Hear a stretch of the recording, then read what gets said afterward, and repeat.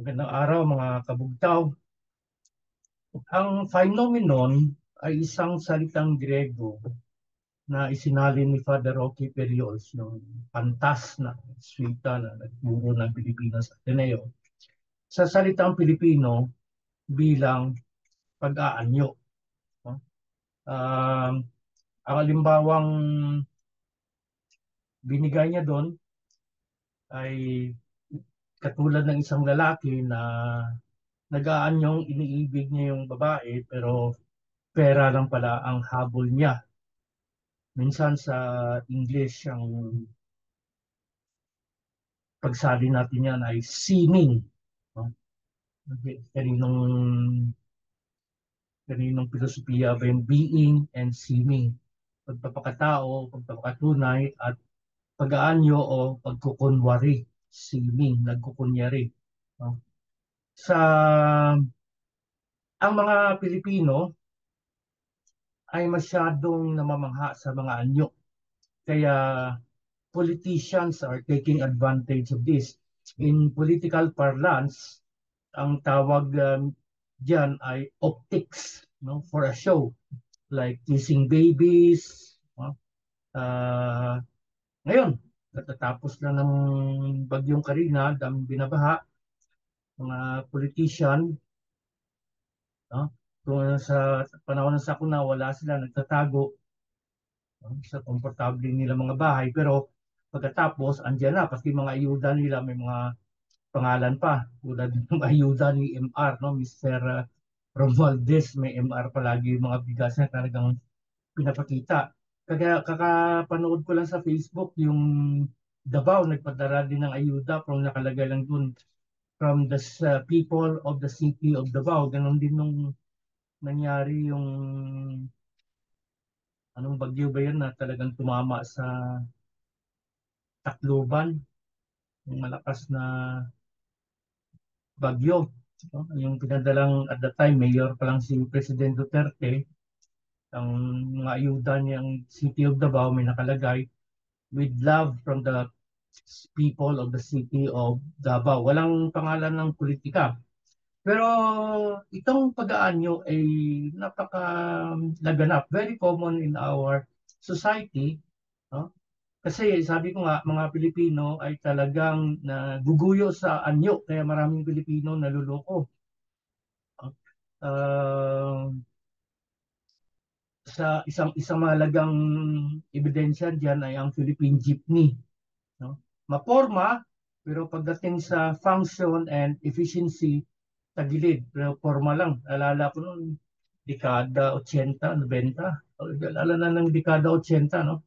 Sa Iloilo, ang mga estudyante, hindi sasakay ng jeep kung pangit ang jeep mo at kung walang sounds. No?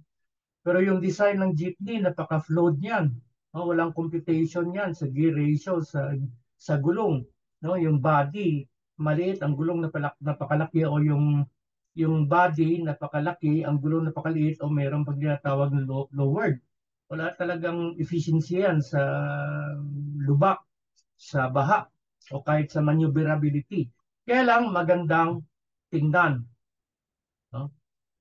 Bakit gano'n ang Pilipino? Hindi naman siguro Pilipino, pero halos lahat ng tao sa mundo. Kaya lang mas mataas ang antas sa mga Pilipino ang maguyo o mamangha sa anyo. Kaya maraming nag-aanyo, sining, no, para makapanloko o lalo na mga politiko dito sa atin.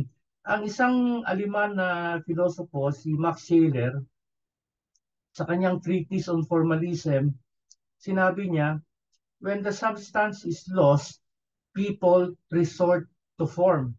Pag wala na raw laman, binabawi sa forma. Naalala ko sa Ateneo dati, isa sa mga joke namin noon. Yung mga lasalista, puro forma, walang laman. Mga lasalista naman, sabihin nila, yung mga artinista, puro laman, walang forma. Ako, doon na lang ako sa laman kaysa sa forma. No? Uh, mga Pilipino daw, bahala nang hindi makakain basta makaporma lang, makapagdamit lang ng maayos. No? Tapos ngayon maraming lumalabas sa Facebook si Mark Zuckerberg, si Bill Gates. Kahit si Keanu Reeves, no? Dito yung mga milyonaryo, bilyonaryo, no? Pero napakasimple ng pananamit nila. Walang designer clothes, walang designer watch, simple-simple, no? Pero kaya ko tinalakay itong topiko na ito kasi malalim na problema to sa ating lipunan. Katatapos lang ng SONA, yon. Nako, Diyos ko, lahat ng pormahan andyan, akala mo sinong mga malilinis at magagaling, matitinong mga politiko kasi formang-forma sila. Pero sa pagdating sa nakawan sa kaban ng bayan, walang humpay. Pero marami namang humahanga. Ano? In fact, sa larangan ng politika, mayroon tayong mga tinatawag na imager, ano? Sila yung parang image coach ng politika. Anong kulay ng damit ang dapat suotin, anong hugis ng salamin ang bagay sa mukha nila, anong sa kulay, anong bagay sa kulay ng balat nila, no? Sa buhok nila, o kahit sa appearance, no? In public. No? Isa sa mga magaling na image coach dito sa Pilipinas na kilala ko at dati ko rin kaibigan ay si si Danny Javier ng Apo Hiking Society. In fact, nung unang tumakbo si Joker Arroyo kung saan ako tumulong sa kanya, yung jingle namin si Danny Javier yung gumawa nun eh. Si Claver nung tumakbo ring senador, yung Let's Do It niya, kay Danny Javier din yun. Magaling na coach. At itong mga image coaches, binabayaran ng milyon-milyon. Huh? Kasi yun nga, ang imaging, yung the way you project yourself to the public or tinatawag nating optics. Tawag nila sa politika, optics lang yan. Parang for a show. At marami yan dito na nangyari. Kaya nagkakaroon ng problema kasi ang binoboto ng tao, no? Yung akala nila ay ang mga matitino kasi gwapo, kasi maganda, kasi magaling manamit. No? Kaya lang ang problema ngayon, hindi na nga natin alam ngayon kung sinong nananalo sa election dahil Smartmatic. Wala na nga yung Smartmatic, Miro na yung papalit. Kaya lang, narinig ko na ipapa-subcontract din ng Miro ang eleksyon sa Smartmatic using their machines. So it's the same technology, it's the same banana. So hindi na natin alam kung sino ang nanalo sa eleksyon ngayon. No? Uh, balikan natin ang SONA. No? Ang pag-aanyo ng presidente, akala mo sinong magaling. No? Yung 5,500 flood control project niya, no? Tapos tinamaan ng kanina, no? Lipad sa hangin. Pag-aanyo, palakpak ng palakpak ang mga tao. Yung mga pare, mga madre, nag-aanyo, akala mo sinong mga banal. No? Banal na aso pala, santong kabayo. No? Natutuwa ako sa Binangyano. Pag-aanyo.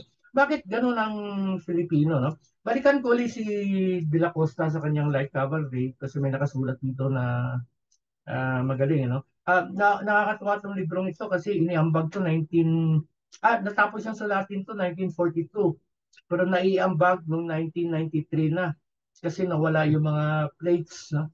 Noong 1990s kasi binenta nila yung Curian nila ng mga isita doon sa Santa Ana, Manila, saka natagpuan yung plates. No? Nabasa ko na to before pero mga hindi pa na nakapanood. Sabi ni De La Costa, mga Pilipino daw, they have no genius for philosophy. Their thoughts are concrete, concreto, enveloped always in images of sense. It may be gathered from their language. They have few abstract terms. If they have to theorize, they have to do so by means of parables. So yung utak ng Pilipino, konkreto, hindi abstract tulad ng mga Grego. No? Kaya nga mas maraming Pilipino naisin magbasa ng comics, although wala na ng comics ngayon, kaysa magbasa ng nobela kasi sa nobela mag-i-imagine ka pa eh. Ito rin siguro ang dahilan bakit mahina sa math ang karamihan sa mga Pilipino kasi math is abstract thinking. They elect persons, not principles. Imagine 1942 to natapos sulatin, they elect person, not principles. Hanggang ngayon, totoo pa rin. No? Kasi nga sa pag-aanyo. phenomenon sa salitang Grego, no? At maraming Pilipino ang nabibiktima, maraming Pilipino ang naguguyo tulad halimbawa sa mga kano. Mapuputoy sila, matatangkad, no? Kaya mga sini natin noon, hanggang ngayon, mga artista, puro mistiso, puro mistisa, no? Remnants of or a reflection of the colonial mentality. Sabi nga ni Erap noon, kami nang nagsimula siya na mag-artista noon, sila daw yung mga pangit, sila nila Max Alvarado. At mga pangit ay ginagawang kontrabida. Mga gwapo, mga magaganda ay ginagawang bida, lalo mistiso, no? Mga mistiso talaga, mistisa, ano, talagang kolonyal ang utak ng Pilipino. Pag-aanyo, kaya hanggang ngayon ay sinasamba ang mga Amerikano kahit sila ay nagsisinungaling na, kahit ginagamit na tayo, kahit tayo ay nilalapas tangan, binabastos, no? Hinuhutukan ng mga resources natin. Hanggang ngayon, paniwala pa rin mga tao. Kaya yung marami na akong episodes dito sa Bugtaw na isa doon, yung Permanent Court of Arbitration, yung mga ironclad commitment nila. Hindi naman totoo yun. Kaya lang, dahil Amerikano sila, matatangkad, matatangos ang ilong, gwapo, no? Kaya maraming naniniwala at tingin sa kanila mga Diyos. Talking o matangos ang ilong, kaya kumikita siguro si Vicky Bello at saka yung iba pa dyan kasi maraming nagpapa-nose lift. Hindi nila matanggap na pango sila. Eh ano ngayon, maganda naman yun. Ang beauty is in the way you carry yourself, hindi naman sa anyo yan. No? Kaya nga may mga kasabihan, don't judge the book by its cover. No? Kasi akala mo, meron ako, marami na yan sa Facebook noon, sa Bacolod pa nangyari yun eh. Basketball player ata yun, pumasok sa isang showroom ng isang car dealer. Hindi siya pinansin kasi nakachinelas lang, tsaka naka-shorts, nakasando. Eh dahil hindi siya pinansin, umalis, pumunta sa kabilang dealer at doon bumili ng pickup. At saka kahit sa Bacolod, ano, kasi doon ako lumaki. Yung tunay na talagang mayayaman doon, sila yung pinakasimple. Simple lang. Yung mga novo rich, yung mga social climber, sila yung magagarbo. Pero makikita mo naman sa refinement ng tao kung sino mayaman o sino ang hindi. No? Sa mga politiko, maraming magagaling na magsalita, pero hindi naman magaling sa gawa. Kaya lang salitaan, pag-aanyo din yun eh, the projection tuwing kampanya. No? Hindi issue ang pinag-uusapan, kundi puro katarantaduhan ng kung ano-anong joke pa. Kasi ako, ilang beses na ako sumama sa kampanya, national campaign pa eh. Pag nagsalita ka ng issue diyan, wala, tutulugan ka ng mga tao. O pero pag nagpakwela ka diyan, ayun. No? Um, yung narinig ko yung Senate building, tumaas na naman yung gastusin doon. Tapos may swimming pool pa. Forma, pag-aanyo. No? Wala naman sa gawa. No? Bakit kaya ganon? Sabi ko nga si Scheller, si De La Costa, ang isang nakita ko dyan, ang dahilan dyan ay reliyon na naman. Ako, malalim talaga ang pinsala na dulot ng reliyon sa psyche natin, no? Sa kultura natin, sa pag-iisip natin, sa diwa natin. No? Mga santos, mga magagarbo na kulay, mga santos, mga damit sa simbahan, talagang will give you an awe. No? Halimbawa na lang yung Santo Niño. No? Yung bata pa si Jesus, hindi naman ganoon, may crown. European talaga eh, ang konsepto, no? May hari, may magagarmo, may gold pa yung mga damit. No? Hindi naman nangyari yon. Kaya lang, sa anyo, no? Naalala ko na naging Santo Papa si Pope Francis, maraming nadismaya sa simpleng pananamit niya. No? Kasi gusto nila ang isang Papa kasi representative daw ng Diyos. Diyos ko po. No? Sa lupa, hindi ako naniniwala dyan, ay kailangan uh, with grandeur, no? With magnificence and oh. Nung nabubuhay si Jesus, hindi naman ganoon eh. Simpleng-simple lang naman. No? Kaya ang problema natin sa lipunan ay mahirap lutasin kung ang mga utak ng Pilipino ay naguguyo pa rin sa mga pag-aanyo. Kalalabas lang ng pulburon video, siya ba kaya talaga noon? Uh, Ka- pero kung lumabas yung, siguro powerful yung impact no kasi sa pag-aanyo nga gusto ng Pilipino konkreto talagang may nakikita sila. Nako, kung siya talaga yun, malaking problema ang Pilipinas. Although matagal na sinasabi yan, kahit si Pangulong Duterte sinabi na, we have a drug addict for a president. Eh wala pa rin naniniwalang, hindi halos hindi pa rin makapaniwala ang karamihan ng mga Pilipino. Either walang ebidensya o talagang abala lang sila sa paghanap ng makain. Ano? Kaya, yun. So, abangan natin ano ang repercussion ng pulburong video na yun sa mga darating na araw kasi ang pangit ng anyo. Imagine, pero hindi pa nga dyan. Ako, kung, kung sa mga party, may isa pang hindi rumor yun. Talagang totoo yun na bangag daw siya sa isang party. Dinride niya yung kotse at muntik na mahulog sa swimming pool. Ikaw makita kayo ng mga taong yun. O kahit si Pinoy noon, pag nag-party, may nagsabi nga sa akin, isang sekretaryo, sana binidyo niya kasi nag-sing along daw na kung makita lang ng mga tao na ito yung presidente ng Pilipinas. Oh, na parang abno pag umasta, eh abno naman talaga yun. No? He was suffering from Asperger syndrome. And I heard that every day he had to take two very powerful antipsychotic drugs, Abilify and Seroquel. Kaya nga siguro nasira yung kidney niya. No? So, mga kabugtaw, uh, magbugtaw tayo, magising tayo. No? Huwag tayong padadala sa mga pangguguyo ng pag-aanyo. Tingnan natin ang esensya o yung substance, yung talagang buod ng tao, buod ng ideolohiya, buod ng